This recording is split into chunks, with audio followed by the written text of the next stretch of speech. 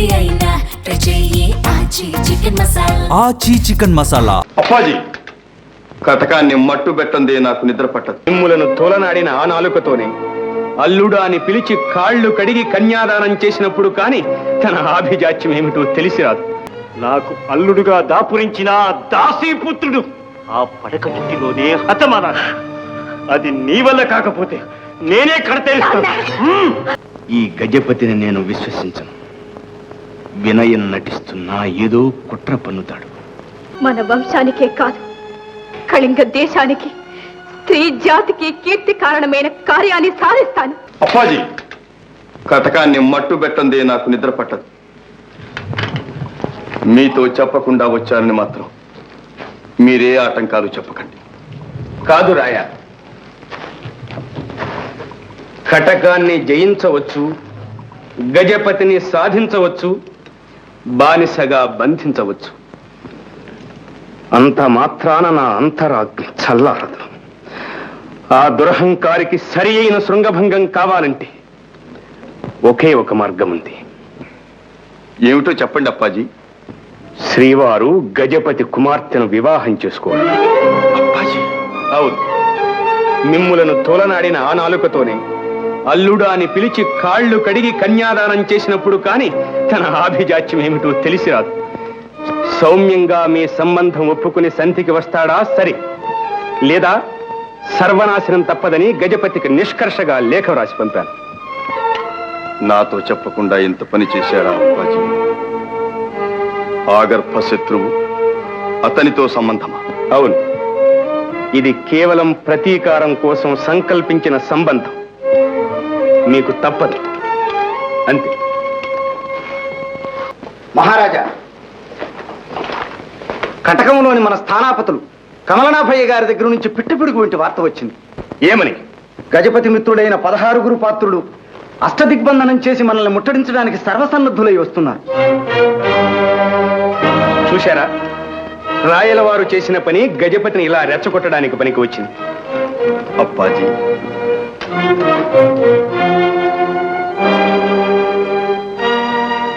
పరిస్థితులు ఇంత విషమిస్తాయని అనుకోలేదు. నిజంగా పద్మవ్యూహంలోనే చిక్కుపడ్డాం. ఈ గండం గడవాలంటే మీ బుద్ధి బలమే ఇక శరణ్యం. ఉపాయం ఏదైనా ఆలోచించండి.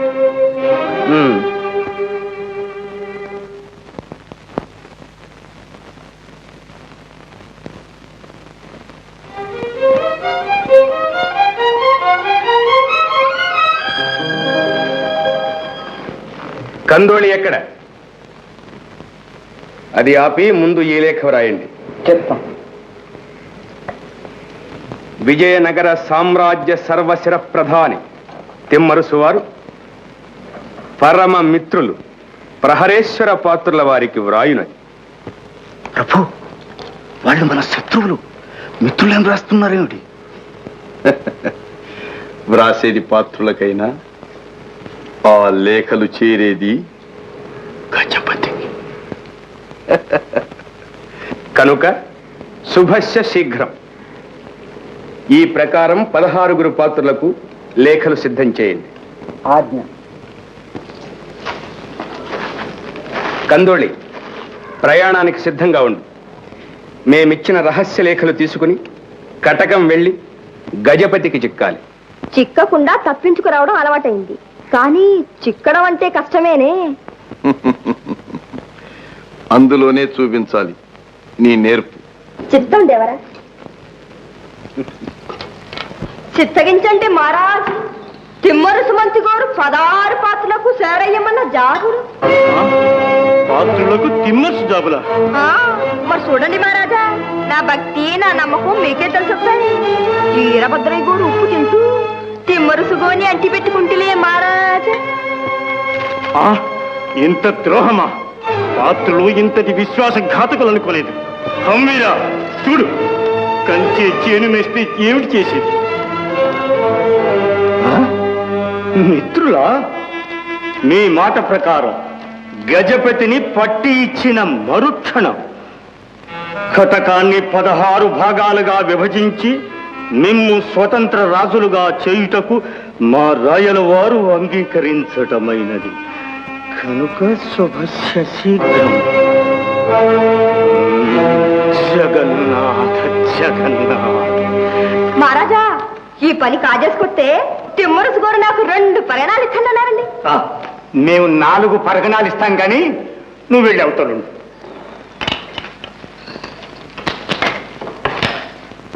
అన్నగారు, ఈ పాత్రులు అపాత్రులని అప్పుడే చెప్పాను, విన్నారా? హంవీరా, ఏమిటి వినేది? ఈ గండం గడిచే మార్గం. మీరు భయపడకుండా ఉంటే ఒక చిన్న యుక్తి చెప్తాను. జగన్నాథ్,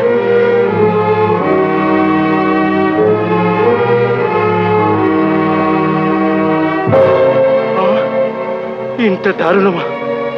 ఎలా చెయ్యడం? చెప్పడం ఒక మాట, చేయటం ఒక మాటున్నా. వాళ్ళు కలిస్తే మన పనిస్తున్నా. ముట్టడికి ముందే 16 పాత్రులను విందుకు పిలిపించి ఇక్కడి నుంచి ప్రయాణం చేయిద్దాం.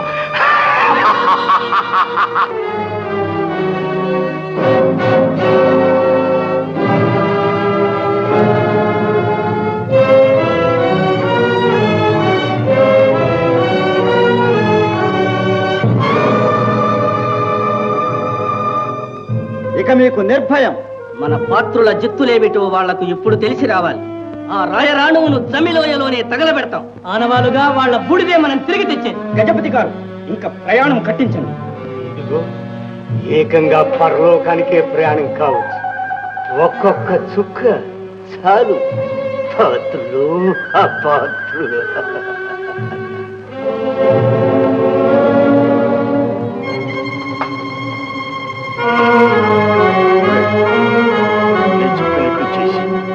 వాళ్ళు మైకంలో పడగానే అంతా సిద్ధం చేయండి.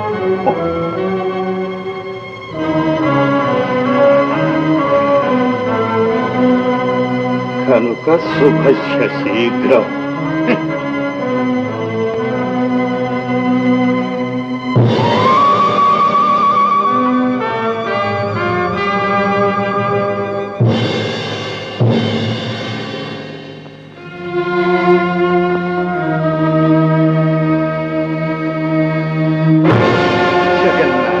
జగన్నాథ, కటాక్షించి వెంటనే తరలి రావలసింది. రండి రండి, మేకిక్కడి నుంచే స్వర్గారోహణం. హంవీరా, వాళ్ళంతా ఈ లోకంలో లేరు. ఏం చేయమంటావు? మాటి మాటికి వివరాలు అడిగితే ఎలా అన్నగారు? శుభలేఖ పంపుతున్నాగా, వెంట కానుకలు వెళ్ళొద్దు. వెళతాయి. వాళ్ళ ఎత్తుకు ఎదురెత్తు వేశావన్నమాట. అలే అబ్బా, జబ్బ విరిగినా అన్నగారు మెచ్చుకున్నారు, అంతే చాలు. హంవీరా, నేను కందోళి శక్తి సామర్థ్యాలను శంకించటం లేదు అప్పాజీ. విధి వైపరీత్యం వల్ల ఒకవేళ ఏదైనా ఎదురు తిరిగితే? ఎదురు తిరగడమా? చూస్తారుగా. జయము జయము మహారాజా.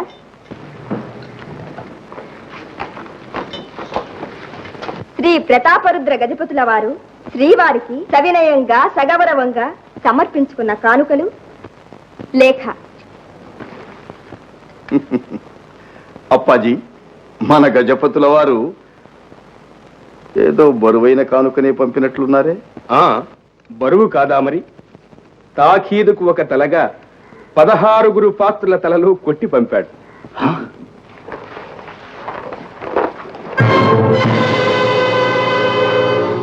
నిజమే ప్రభు. అప్పాజీ, ఏమో అనుకున్నాను. గజపతి సమర్థుడేనే, కనుకనే కయ్యానికి వచ్చిన వారితో వియ్యానికి రాగలిగాడు. ఇదే ఆ శుభలేఖ. సంధికి వచ్చి తమకు కన్యాదానం చేయడానికి అంగీకరించాడు. తరలి రమ్మని ఆహ్వానిస్తున్నాడు. అప్పాజీ, ఇంత సులభంగా శత్రువుల్ని మిత్రులుగా చేయగలిగిన మీ అఖండ మేధాశక్తికి ఇదే నా కృతజ్ఞత.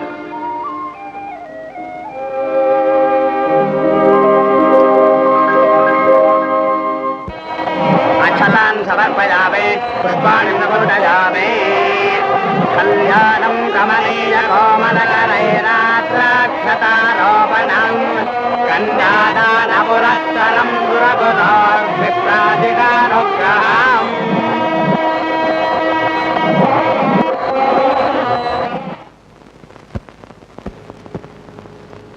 గజపతిని నేను విశ్వసించను. వినయం నటిస్తున్నా ఏదో కుట్ర పన్నుతాడు. ఏ కుట్ర పని నా ఫలితం శూన్యమేగా అప్పాజీ. మీరు తగు జాగ్రత్త మీదనే ఉన్నారు. ఇక మనకొచ్చిన భయం ఏమిటి? ఏమైనా ఈ రాత్రి హెచ్చరికగా ఉండాలి. అప్పాజీ, అన్నపూర్ణను అనుమానిస్తున్నారు. ఆమె గజపతి కూతురేగా. నా మీద వాత్సల్యం కొద్దీ అమృతాన్ని విషంగా శంకిస్తున్నారు. చూద్దాం.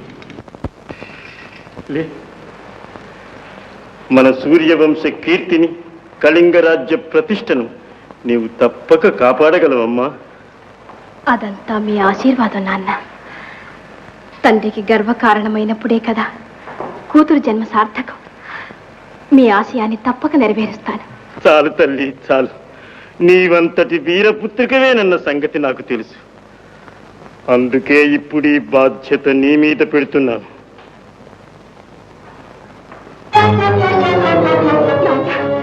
ఈ కత్తేమిటి నాన్న? అవును, అభిమానాన్ని చంపుకుని ఆ దాసీ పుత్రునికి దాసోహం అన్నానని ఉపలాట పడుతున్నారు. నీ కూతురునిచ్చి వివాహం చేయకపోతే సర్వనాశనం తప్పదని ప్రతాపిస్తాడా? ఈ ప్రతీకారాన్ని ముందు నిర్ణయించే ఈ వివాహం జరిపించాను. నాన్న, ఏమిటి మీరనేది? మీ మాటలు నాకు అర్థం కావడం లేదు. అవును, ఆ నీచుడు నీ చేతిలోనే చావాలి. నిద్రపోతూ ఉన్నప్పుడు వాడి గుండెలో ఈ బాకును పిడి వరకు దాచాలి. అప్పుడు గాని దీర్ఘ నిద్రపోడు. దీర్ఘ నిద్ర.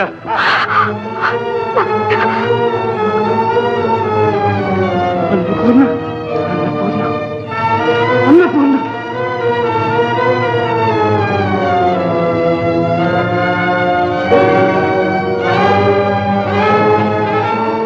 ఏమిటి బేలతనం?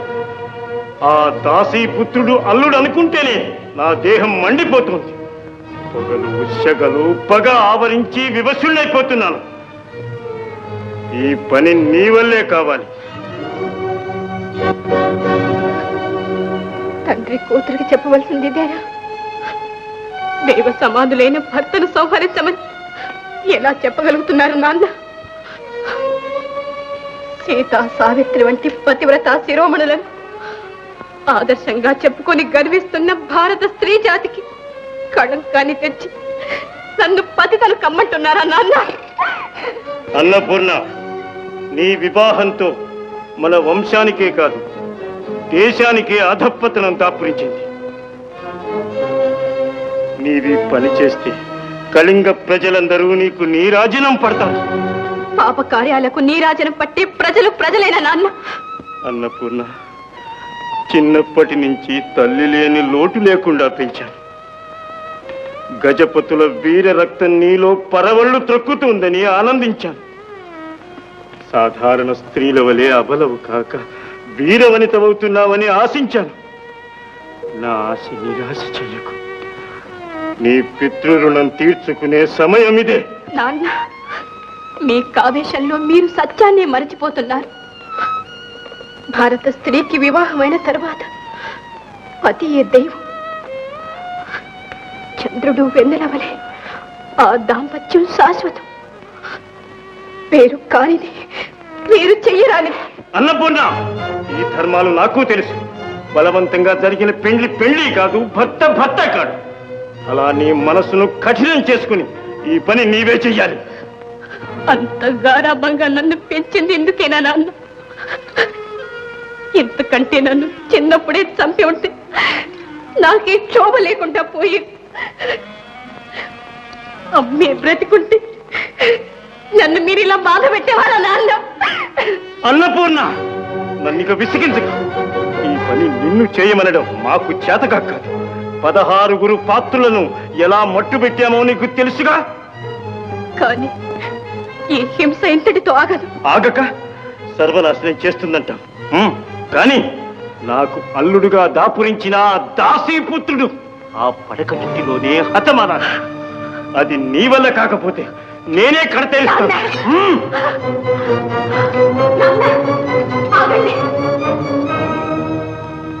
ఇంతవరకు వచ్చిన తర్వాత నా కర్తవ్యాన్ని నేనే నెరవేరుస్తాను.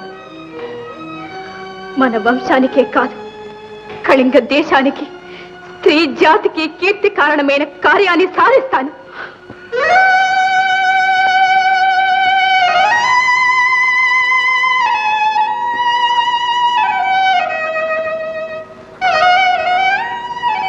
వెళ్తున్నాను నాన్న.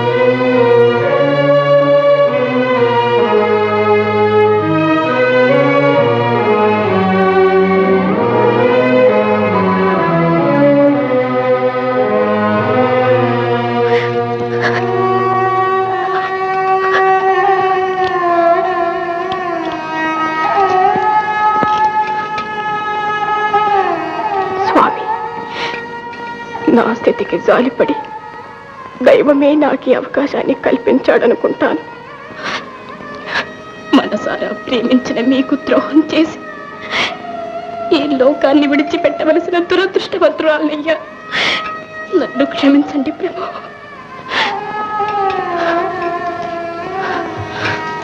నీ పాదాల చెంత ఇలా ప్రాణాలు విడిచే భాగ్యానికైనా నోచుకున్నా. ఈ జన్మకింతే చాలు.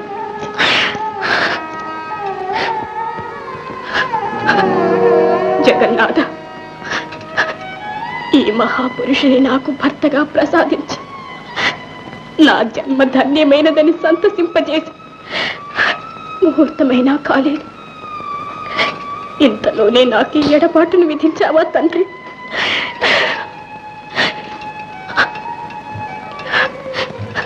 నా కడసారి కోరిక ఏ అపాయము రాకుండా నా పతిని రక్షించి ముందు జన్మలోనేనా వారిని సేవించి తరించే భాగ్యాన్ని నాకు ప్రసాదించు తండ్రి.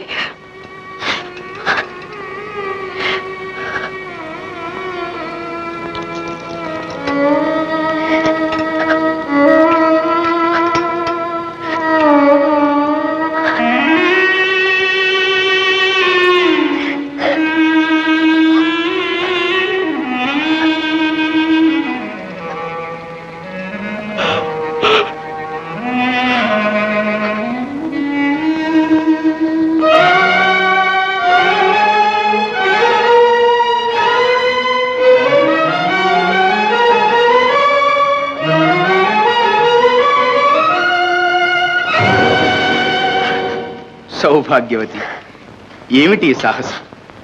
నీ తండ్రి చేసిన పాపానికి నీవు బలి కానక్కర్లేదు. ప్రేయసి, నాకు సహధర్మచారినివై నన్ను నిముసమైన ఎడబాయనని బాస చేసి నన్ను ఇలా తప్పించుకోమని హెచ్చరించి నీవు వెళ్ళిపోతున్నావా? నన్ను క్షమించండి ప్రభు. మీకు తెలియదు, నేను ఇంకా జీవించకూడదు. పాపారణ్యంలో పుట్టాను. లేదు కుమారి, పులి కడుపున గోవు జనించినట్లు ఈ గజపతుల వంశంలో పుణ్యశీలవు నీవు జన్మించావు. ఇంక నీవు నా కుమార్తెవమ్మా.